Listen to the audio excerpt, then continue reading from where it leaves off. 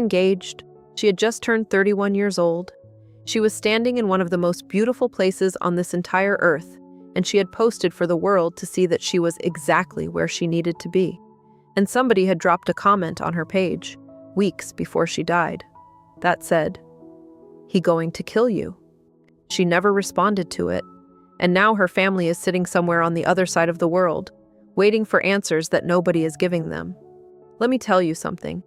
This story is not just about what happened in that villa. It is about everything that led up to it. Every sign, every silence, every moment that people saw and said nothing about until it was too late. This is the story of Ashlee Jenae. Drop it on a Tuesday. I had the popcorn popping, we made a movie. So many feelings involved, the way you do. Ashlee Jenae was not the kind of woman you forget. Jersey born, Jersey raised, with the kind of ambition that does not wait around for permission. She was bright, she was beautiful, and she had figured out early that if she wanted something out of life, she was going to have to go and get it herself. And the way she ended up in Miami? Girl, it was literally a bet. Her best friend had just landed a job down there and needed company for the drive, an 18-hour road trip from New Jersey to Florida. Ashlee said yes, hopped in the car, and made the trip with her. The plan was simple: ride down, help her friend settle in, fly back home, Monday. That was it. That was the whole plan. But by Wednesday, Ashlee had already found herself a job. She went back to Jersey, packed up everything she owned, and never looked back. Miami became home. Just like that. No long deliberation, no second guessing. She made a decision and she moved on it. That right there tells you the kind of woman she was. And Miami suited her. The energy, the culture, the pace of it. She had the look, she had the personality, and she had the drive to match all of it. She started modeling, built herself up from nothing, and worked her way into music videos alongside some of the biggest names in the industry. Rick Ross, Migos, Meek Mill. That is not luck. That is a woman who put in the work and got the results. Moving on. By the time she was in her early 30s, Ashlee Jenae had made the transition into full-time content creation. She had an Instagram following that was real, engaged, and growing. She was building something that belonged to her, and from the outside, her life looked like exactly the kind of story young women save on their phones and come back to when they need inspiration.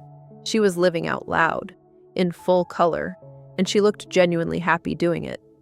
Now let's talk about Joe McCann, because his background matters to this story, and I want you to understand who this man was before we go any further. Joe was the founder and CEO of a company called Asymmetric Financial, a cryptocurrency hedge fund. And before you scroll past that, I want you to pause on the name for a second. Asymmetric. It is a term that refers to a situation where one side holds more information, more knowledge, more power than the other. Make it make sense. That is the name this man chose for his company. On paper, Joe was impressive. Over 2 decades of experience across Wall Street and Silicon Valley. He had run a quantitative trading operation for cryptocurrency at a San Francisco hedge fund. Before that, he was a senior director at Microsoft. He sat on advisory boards. He got written up in Forbes, TechCrunch, and the Wall Street Journal. And in 2024, his fund was ranked as the #1 performing fund globally, not just in crypto, across every single asset class on the planet. This was a man with money, with access, with connections, and with a very particular kind of power that comes from operating in rooms most people never even get close to. And at some point, that man and Ashlee Jenae found each other. Now, they had been together for a while before any of what we are about to talk about happened. Ashlee had him on her Instagram, photos, together, captions, the whole thing. The kind of presence on a page that says, "This is my person," without her having to say a word. But here is what people started noticing when they went back and looked more closely. Joe never posted her. Not once. While Ashlee had him all over her page, he never acknowledged her on his. Not a single post. Not a mention. Not even a like that the public could see. Anyways, some people might say, that is just a private person being private. But when you put it next to everything else that was going on, it starts to look like something different. Because the comments. Let me tell you about the comments. People had been leaving warnings on Ashlee's posts for months. One comment, posted 20 weeks before she died, said word for word, "He going to kill you." Another one said, "He will kill you." One. And then just weeks before the trip, another account wrote, "He's going to harm you. Get out." Now, were those people prophets? Probably not. Comments like that float around social media on a regular basis, especially on posts featuring a woman with a wealthy man. People type things. That is just the reality of the internet. But looking at those comments now, after everything that happened, they do not feel random anymore. They do not feel like noise. And the question that nobody has a clean answer to is, did she see them? Did she read them and choose to stay? Or did she see them and feel like there was nothing to worry about? We will never know what Ashlee saw or what she thought when she read those words, but we know she never responded, and we know she got on that plane. Whatever the private reality of that relationship looked like behind the photos and the captions, the public version was about to get a very significant upgrade. Because Joe had a trip planned, a big one, Tanzania, Zanzibar, one of the most breathtaking places on the entire African continent. And the plan was to take Ashlee there to celebrate her 31st birthday in a way that she would never forget. Private villa, wildlife safari, the full experience. And that is exactly where we are headed next. Zanzibar is the kind of place that does not feel real when you are standing in it. White sand beaches that stretch as far as you can see. Water so blue and so clear it looks like somebody edited it. Wildlife, culture, history. It is the kind of destination that people spend years saving up for, and even then, they cannot always pull it off. Joe booked a private villa at the Zuri Zanzibar resort. He arranged a safari. He planned the whole thing around Ashlee's birthday, and from everything she posted, she was blown away by it. This was her dream trip. That is what her family called it afterward, her dream trip, and it started out looking exactly like that. On April 1st, while they were out in the wilderness on safari, Joe got down on one knee. He proposed to Ashlee Jenae in the middle of one of the most beautiful places on earth, and she said yes. She posted about it. She was glowing in those photos, genuinely, visibly, completely happy. The kind of happy that you cannot fake for a camera. And her followers were in the comments celebrating her, hyping her up, sharing in the moment with her. Then on April 5th, her actual birthday, Ashlee went on Twitter and posted photos from Tanzania with a caption that read, "Chapter 31, and I'm exactly where I need to be." Joe replied to that post with one word. "Me," she responded. "Forever." That exchange, right there, was one of the last things she publicly posted. A woman announcing herself to the world, telling everyone who was watching that she had arrived at exactly the life she wanted, that she was loved, that she was safe, that she was home, and then everything stopped.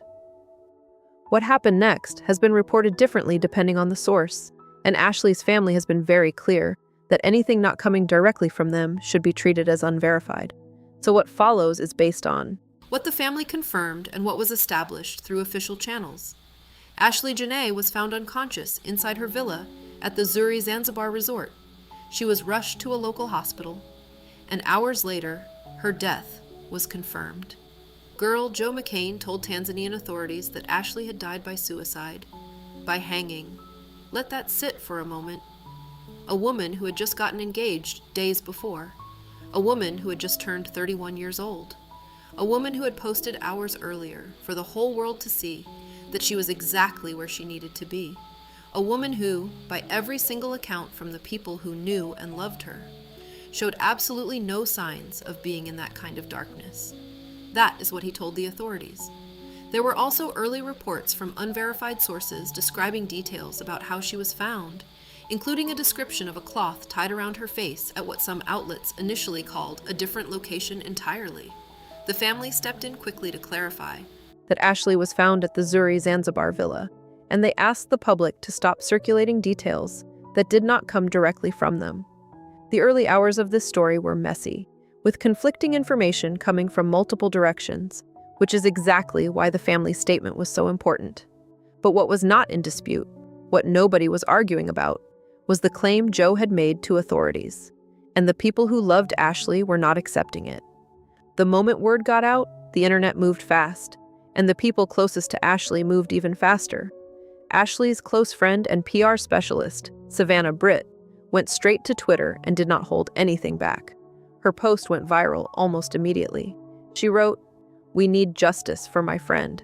Ashlee Jenae was found dead in her hotel in Tanzania. Her fiancé, Joe McCann, claims she hung herself. Anyone who knows Ash knows she would never commit. We need answers." That post cracked everything open. Because here's the thing about social media in moments like this. When the people who actually knew the victim start speaking publicly, the rest of the world starts paying attention in a different way. And what Savannah was saying matched exactly what everyone who had known Ashlee was already feeling in their gut. This did not fit. None of it fit. The family released a formal statement shortly after. They described Ashlee as vibrant, full of life, deeply loved, and a woman with so much still ahead of her. They spoke about the engagement, the safari, the birthday. They called it what it was supposed to be, her dream trip. And then they said this: "Nothing about this loss feels real. One moment she was celebrating love, life, in truly Ashlee fashion, and the next, she was gone." They described the circumstances surrounding her death as suspicious. Those were their words, the family's words. And they made one thing very clear in that statement. At the time they released it, there was an active investigation into the circumstances surrounding Ashlee's suspicious passing, and anything not coming directly from them should be treated as unverified. That was a smart move, because by that point the internet was already running in 10 different directions with theories, conflicting details, and information that nobody could actually confirm. The family knew they needed to be the anchor in all of that chaos. So what did the official investigation actually look like? Because this is where things start to get frustrating. As of the time this story broke, Tanzanian authorities had not released any public autopsy results. No toxicology report, no official cause of death confirmed by local medical examiners. Nothing. The only cause of death on the table was the one Joe McCann himself had provided: suicide by hanging. And even that had not been independently verified by anyone with actual authority. Let me tell you something. That gap right there, between what a person close to the victim claims happened and what investigators are able to confirm, that is exactly where cases like this get buried. That is the space where families end up waiting for years. That is where justice goes quiet. And on top of that, there was the question of American involvement, because this happened on foreign soil, which changes everything. The U.S. Embassy was involved, yes, but their role in a situation like this is limited in ways that most people do not realize until they are in it. The embassy does not lead the investigation. They cannot force Tanzanian officials to move faster, investigate deeper, or share results. What they can do is provide what is called consular services, helping with the repatriation of remains, acting as a bridge between the grieving family and local authorities, monitoring the process to make sure due process is being followed. That is the ceiling. That is as far as their authority goes. And Ashlee's family found out about her death through the embassy's passport. Emergency contact system, not from Joe, not a phone call, not a message, not even a text from the man who had just proposed to her 4 days earlier. The embassy reached out because Ashlee's body had been found, and her emergency contact information was on file. That is how her family learned that their daughter, their sister, their person, was gone. Period. Sit with that. While Ashlee's family was receiving that call from the embassy, Joe McCann was on social media, retweeting posts about cryptocurrency. No rest in peace, no public statement, no expression of grief, no acknowledgement that anything had happened at all. Just business as usual, and people went and looked at his pages. Oh, so now people were really looking? And what they found only deepened the unease around this entire situation. His accounts had associations with racially charged content, material tied to far-right ideologies, groups that, to be direct about it, do not hold Black people in any kind of regard. And yet, here was this man, in a relationship with a Black woman, engaged to a black woman, on a birthday trip with a black woman.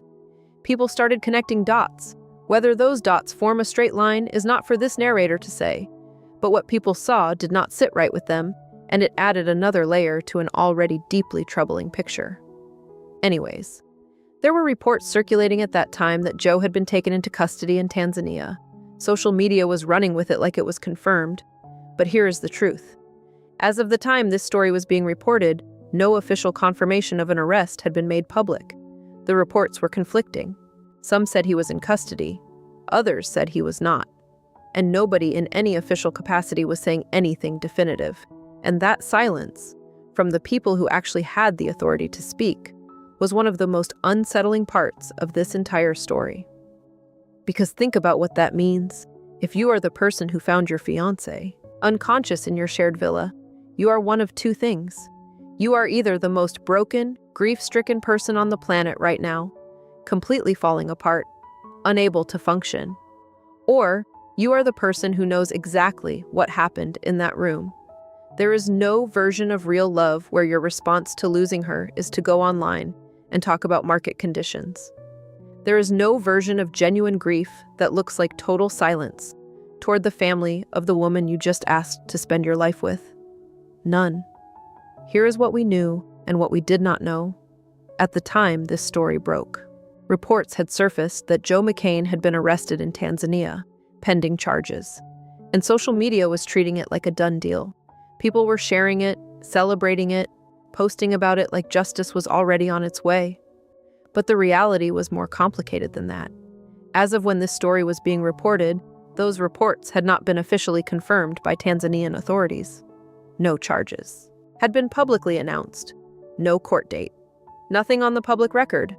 And that gap between what people were saying online and what officials were actually confirming, that is not a small thing. That is everything. Because in cases like this, especially cases that cross international borders, what gets said on social media and what is actually happening inside a foreign justice system are often two completely different stories. This happened in Tanzania, on foreign soil, and let's be honest about what that means for an American family trying to get answers from thousands of miles away. Americans who lose their lives abroad rarely receive the justice their families deserve. That is not pessimism. That is the pattern. It has happened before, and it will happen again. Foreign jurisdiction means the investigation belongs to another country's officials, moving on another country's timeline, following another country's process. The U.S. Embassy can watch. They can assist with logistics.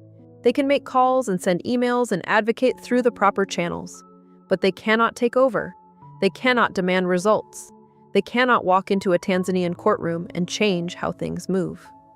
And Ashlee's family was sitting in that exact position, navigating unimaginable loss from across an ocean with limited power and no guaranteed answers, while doing it with a kind of grace that most of us honestly could not manage under that kind of pressure. They released their statement. They asked for trust in the Zanzibar officials. They kept their communication controlled and careful, and they kept showing up for Ashlee, publicly and loudly, even when the system they were depending on was giving them very little to work with. That takes strength that most people do not have. Reports continued to circulate in the days following Ashlee's death that Joe McCann had been detained by Tanzanian authorities. Some accounts described him as being held while the investigation remained active. Others said he had not been formally charged with anything. What was not disputed was this: the Tanzanian authorities were aware of the case. They had received Joe's account of what happened, and an investigation, according to the family's own statement, was underway. But here is what a case like this looks like from the inside of a foreign legal system. There are no press conferences with updates every 48 hours. There are no leaks to local news stations. There is no DA going on television to tell the public where things stand. The process is slower, quieter, and far less visible than what American audiences are used to seeing in cases that play out domestically. The family had placed their trust in those officials, and the U.S. Embassy was monitoring the situation. But beyond that, there was very little that anyone outside of Tanzania could do to speed up or influence what happened next. No official cause of death had been confirmed by Tanzanian medical examiners. No toxicology report had been released publicly. The only version of events that existed in any official space was the one Joe McCann had provided the night Ashlee was found. And that version, to everyone who knew her, did not hold up.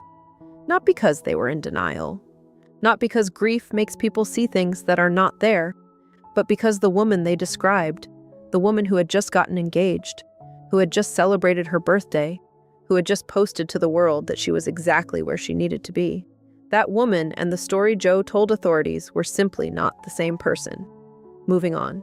Because this story is bigger than just the legal process, as important as that process is. Ashlee Jenae was 31 years old.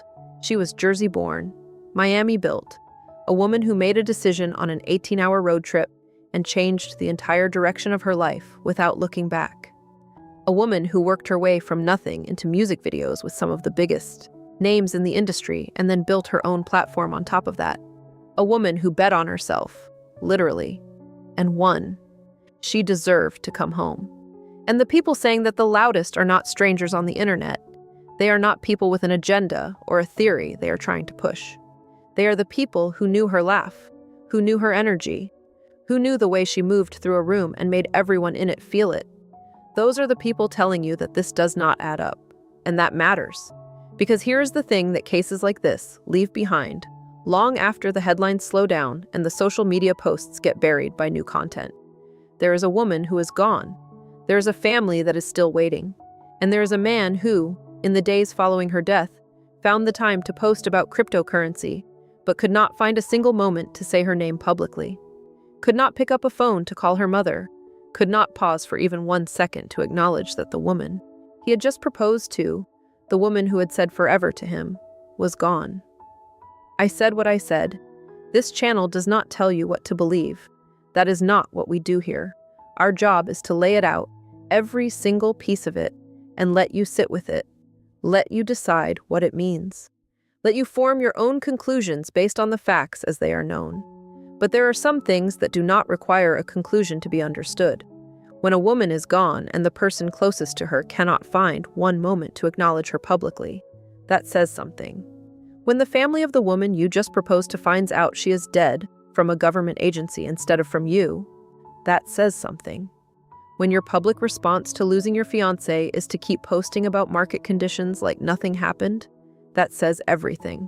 Anyways, there is also something broader here that deserves to be said out loud, because Ashlee's story is not just about Ashlee and Joe. It is about what happens to American families every single time someone dies on foreign soil, and the answers they deserve get swallowed up by jurisdiction and bureaucracy and distance. It is a pattern, and it is a painful one. Families left to fight from thousands of miles away, with no real power and no guarantee that the truth is going to come out. Investigations that move slow or do not move at all. Official silence that goes on so long that the public eventually moves on, even when the family cannot. Ashlee's family was not moving on. They were holding on, holding the line, holding space for a woman who deserved so much more than what happened to her in that villa. The investigation was ongoing. No official cause of death had been confirmed. No arrest had been publicly verified. And a family was still waiting for answers that, as of this story, nobody had given them. Chapter 31 was supposed to be a beginning. She said it herself. She posted it with a photo and a caption and a response from the man who had just put a ring on her finger, and she meant every word of it. Instead, it became the last thing she ever shared with the world. Rest in peace, Ashlee Jenae, 31 years old, Jersey-born, Miami-built, a woman who ran toward life with everything she had. We are watching. We are not forgetting.